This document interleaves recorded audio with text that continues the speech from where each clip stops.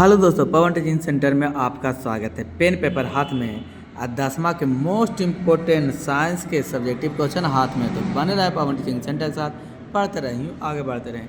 ये टी टा पी पा करने के लिए मैं माफ़ी मांगता हूँ। क्या करो, रोड के बगल में है, टी पा पी पा करते रहता है, इससे कोई डिस्टर्ब आपको नहीं होगा।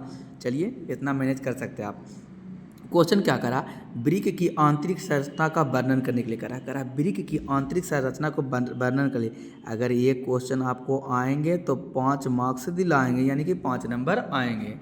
तो यदि आपको वीडियो अच्छा लगा तो लाइक और शेयर और सब्सक्राइब करना नहीं भूलिएगा दोस्तों।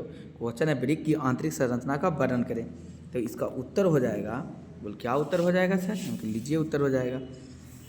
ब्रिक एवं उसके अनेक सहायक अंग मनुष्य के उत्सर्जित तंत्र एक्सटर्नल सिस्टम कहलाते हैं। ब्रिक के अनेक सहायक अंग मनुष्य के उत्सर्जित तंत्र कहलाते हैं। ब्रिक के उत्सर्जित तंत्र का प्रमुख अंग है। ब्रिक है जो उत्सर्जित तंत्र का कौन अंग है, प्रमुख अंग है, जो केवल उत्सर्जित पदार्थ को उपयोगी पदार्थ से छानकर अलग करता है। जो केवल उत्सर्जित पदार्थ को क्या करेगा, छान के और उत्सर्जित पदार्थ को बाहर कर देगा। इस तरीका से आप चित्र बना सकते हैं। आपको चित्र बढ़िया से दिखाई नहीं दे रहा होगा, फिर भी इतना ट्राई कीजिएगा रैखिक बनाने का। ब्रिक पूरे भूरे रंग का होता है। ब्रिक भूरे रंग का होता है। सेम की बीज के आकार का, कैसा देखो, सेम के बीज के आकार का होता है, की संरचना होती है, जो कि उदर गुहा में, एब्डोमेन में, उदर गुहा में केसरुक दंड के दोनों तरफ होते हैं। जो उदर गुहा में केसरुक दंड के कई तरफ होते हैं, दोनों तरफ होते हैं।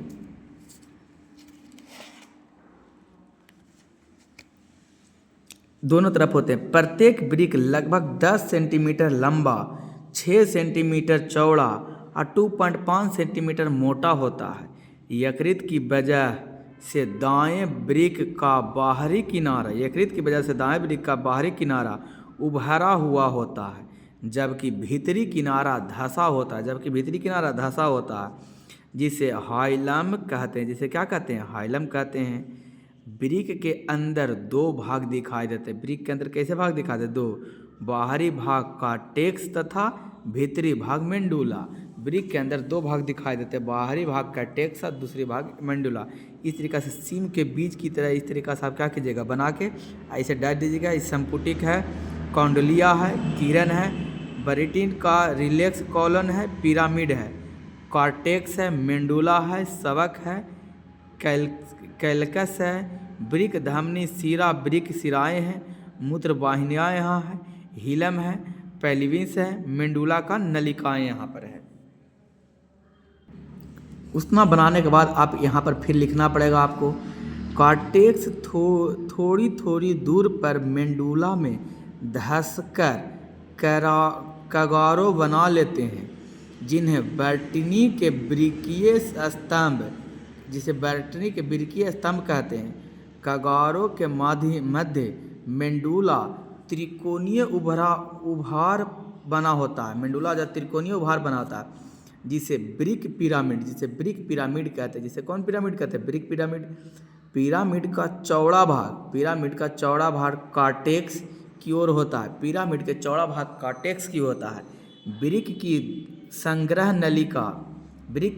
नलिका इन्हीं पिरामिड से निकलती है। ब्रिक की जो संग्रह नलिका होता है, इन्हीं पिरामिड से क्या होती है, निकलती है। कार्टेक्स में प्रत्येक ब्रिक नलिकाओं का बॉक्स संपीटक कोशिकाएं कुछ समीपस्थ तथा दूसरी कुंडली नलिकाओं का भाग होता है। जो कार्टेक्स में होता है, जो दूसरी कुंडली नलिकाओं का भाग होता है। ब्रिक नलिकाएं की हेनलेपासी तथा संग्रह नलिकाओं मेंडुला में स्थित होता है। समस्त संग्रह नलिकाएं ब्रिक के भीतर सतह पर, समस्त संग्रह नलिकाएं ब्रिक के भीतरी सतह पर मूत्र वाहिनी में, कौन वाहिनी में, मूत्र वाहिनी में खुलती है। मूत्र वाहिनी का अग्रभाग चौड़ा व किप के आकार का होता है। मूत्र वाहिनी का अग्रभाग चौड़ा किसके आकार का होता है, किप के आकार का होता है। इस ब्रिक गोनिका कहते हैं, इसे ब्रिक गोनिका कहा जाता है। वृक्क में बना हुआ संग्रह नलिकाएं, वृक्क में बना हुआ संग्रह नलिकाएं वृक्क गोनिका आता है, वृक्क गोनिका में आता है और फिर मूत्रवाहिनी में पहुंचता है। उसके बाद कहाँ पहुंचता है? मूत्रवाहिनी में पहुंचता है। मूत्रवाहिनी पीछे की ओर मूत्राशय में खुलती है। मूत्रवाहिनी पीछे की ओर कहाँ खुलती है? मूत्राशय में। इससे मूत्र नलिकाएं निकलती है, इससे मूत्र नलिकाएं निकलती है।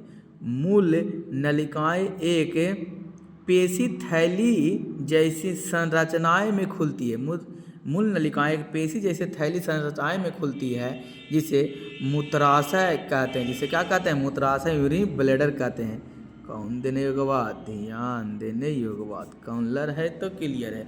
दोस्तों यदि आपको वीडियो अच्छा लगा तो वीडियो को लाइक कीजिएगा। चैनल पर पहली बार चैनल को सब्सक्राइब, दोस्तों के साथ शेयर करना बिल्कुल नहीं भूलिएगा। यदि आपको ये प्रश्न आएंगे तो 5 नंबर दिलाएंगे।